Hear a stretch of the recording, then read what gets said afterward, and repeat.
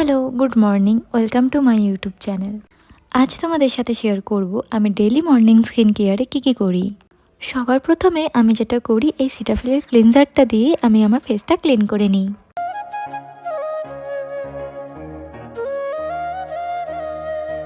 তারপর সেকেন্ড স্টেপে আমি যেটা করে থাকি, একটা আইস কিউব নিয়ে এরকম টাওয়ালের মধ্যে রেখে মুখের মধ্যে কিছুক্ষণ আমি ইউজ করি। আমি ডিরেক্ট ইউজ করি না। যদি তোমাদের বরফে প্রবলেম হয় তাহলে তোমরা ঠান্ডা জল দিয়েও মুখটা ধুতে পারো।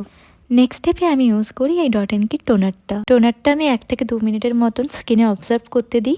আমরা যেরকম টোনারের মাধ্যমে ফেস হাইড্রেট করার চেষ্টা করছি, ঠিক তেমনই ভিতর থেকেও কিন্তু হাইড্রেশন খুব দরকার। তাই একটু বেশি করে জল খাই আমি, আর তোমরাও পারলে খেও। তারপর আমি অ্যাপ্লাই করেছিলাম ডট অ্যান্ড কির একটা সিরাম। তারপরে সেটাফিলের ময়শ্চারাইজারটা ইউজ করেছিলাম। দেন আমি ইউজ করেছিলাম ডট অ্যান্ড কির একটা সানস্ক্রিন।